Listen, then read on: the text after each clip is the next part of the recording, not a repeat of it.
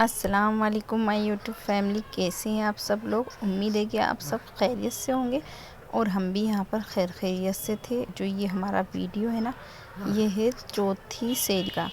तो चौथा रोज़ा था, चौथी सेरी थी, तो बस उसी का मैं ब्लॉग बना रही थी। और अभी हो रहा था सेरी का टाइम, तो सेरी की तैयारी कर रही थी मैं। यहाँ बना रही थी रोटियाँ मेरे बच्चे के लिए, मेरे लिए, हस्बैंड जी के लिए। मैंने 2 रोटियां डाली थी, तो 2 में से ना हम सभी ने खा ली थी। अल्हम्दुलिल्लाह बरकत हो गई थी 2 रोटी में, क्योंकि हम लोग खाना भी देर से खाते हैं, इशा के बाद खाते हैं, तरावी के बाद। तो फिर हमें टाइम मिलता नहीं है। जो टाइम मिलता है तो हम खाना खा लेते हैं और फिर सो जाते हैं। सोने के बाद फिर खाना हज़म नहीं होता। कभी कभी हम चूड़ियों का पैकिंग भी कर लेते हैं, पैकिंग का काम होता है तो, लेकिन फिर भी हज़म नहीं होता इतने सी देर में खाना। तो बस बहुत कम खाया जा रहा है अभी इन दिनों, तो बिल्कुल नहीं खाया जा रहा। पर लेकिन ये जो ब्लॉग था, ये था 4th सेरी का, तो इस टाइम तो अल्लाह का शुक्र है खा लिया जा रहा था।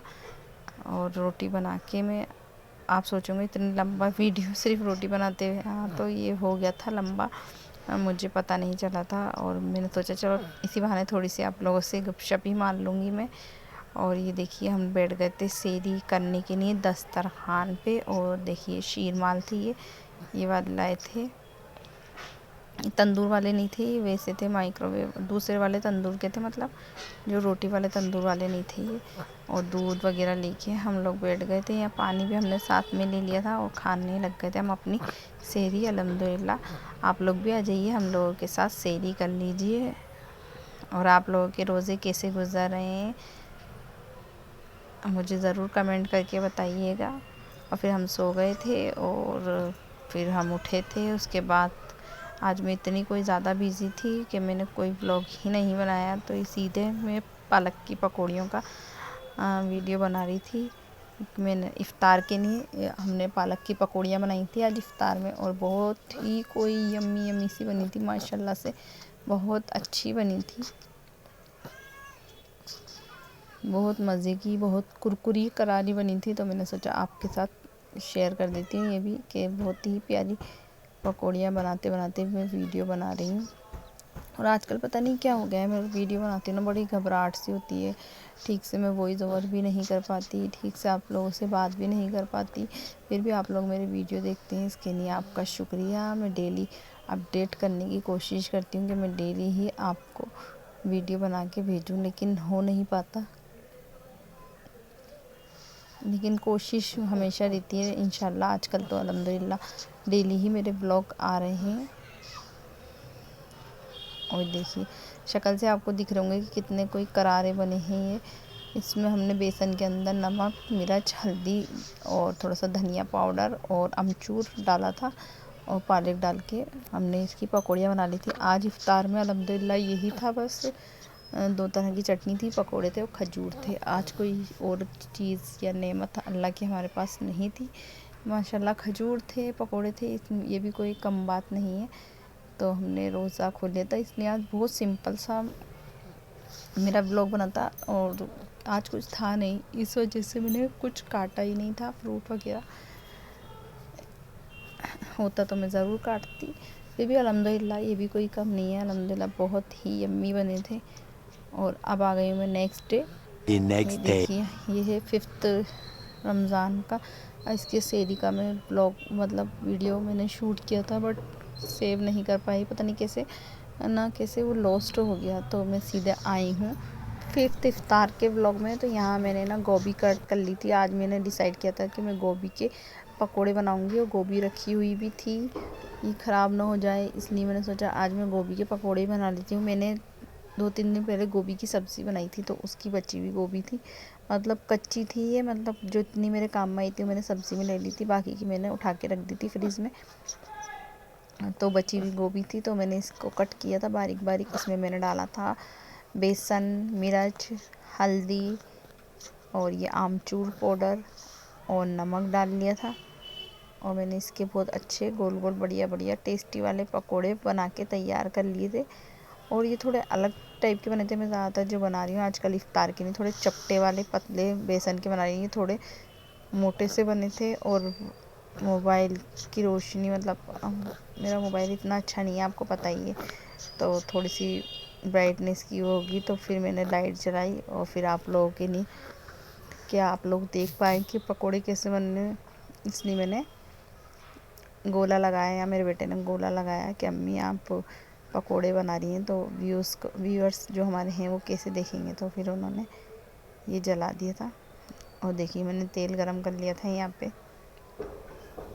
और तेल गरम करके और इसके जो पकोड़े बनाए थे ना वही तेल था ये। तो ये देखिए कालोसी हो रही थी, तो मैंने पहले इसको बाहर निकालना ज़रूरी समझा, फिर मैंने दोबारा से इसमें पकोड़े बनाना शुरू कर दी। मतलब एक बार तो मैंने बना के निकाल लिए थे, फिर अब ये मैं दोबारा निकाल लिया। और देखिए खोलते तेल में कैसे तड़प रहे हैं तब पकोड़े गरम गरम तेल में। जो रोज़ा नहीं रखते ना तो उनके साथ भी ऐसे होगा, उनको भी खोलते तेल में डाल दिया जाएगा। इसलिए कहते हैं वही रोज़ा रखिए, रोज़ा स्किप नहीं कीजिए बेवजह। हाँ कोई मजबूरी है, कोई बीमारी है, कोई आप हामला हैं, मतलब आप प्रेग्नेंट हैं, या आपके कोई दवाई का मसला है, या जैसे हार्ट पेशेंट हैं उनको दवाई लेना बहुत ज़्यादा ज़रूरी है, शुगर वाले हैं, तो उनके लिए तो चलो समझ में आता है। लेकिन जो सेहतमंद है, सेहतयाब है, अल्लाह ताला ने जिसको अच्छी सेहत दी है कि वो अल्लाह ये अरकान पूरे कर सके, रोज़े रख सके, और वो ना रखे तो फिर उसके लिए तो देखिए गुनाह ही है। तो इसलिए कह रही हूँ मैं आपसे, और ये हुक्म भी है कि रोज़े नहीं छोड़ने चाहिए। तो बस आप रोज़े रखिए, और मेरी बातों का बुरा नहीं मानना, मैं आपके भले की नहीं कह रही हूँ, और बुरा मान भी लोगे तो कोई फ़र्क नहीं है, क्योंकि मैं तो आपके अच्छे की नहीं कह रही हूँ, अल्लाह देख रहा है, किसी के बुरे हक़ में नहीं कह रही हूँ। यहाँ देखिए हमने तरबूज कट कर लिए थे, और पपीता भी हमने कट कर लिया था। सब कट करके आपको मैं दिखा रही हूँ कि आज हमने क्या क्या इफ्तियारी थी। कल देखा आपने, कल कुछ इफ्तियारी नहीं थी, तो देखिए अल्लाह ताला ने आज कितनी सारी इफ्तियारी, कितनी सारी नेमतें हमें दे दी थी। और फातिमा भी यहीं बैठी हुई, देखिए कचौरी, समोसे, ये तरबूज,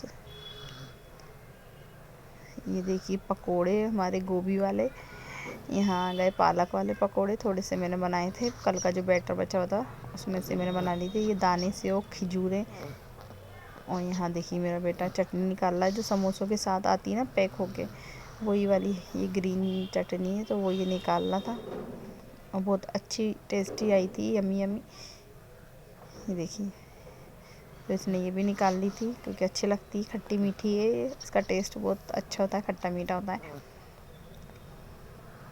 और साथ ही इसने सॉस और चटनी भी निकालेगा, अभी देखना आप।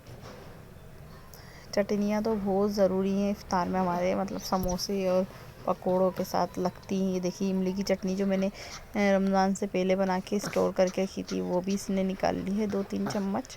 और ये छोटी छोटी प्यालियाँ ना मैं लेके आई थी बाज़ार से, तो मैंने एक ना अस्का को दी थी, एक अरहम को दी थी, 4 रख ली थी फ़ातिमा के माने चीज़ खाने के लिए। लेकिन अभी रमज़ानों में ये बहुत अच्छे से काम आ रहे हैं चटनी वगैरह निकालने के लिए। और इधर देखिए सॉस भी निकल रहा है। इसको, मेरे बेटे को, बड़े वाले को बहुत पसंद है हर चीज़ खाने की, इसको बहुत शौक़ है।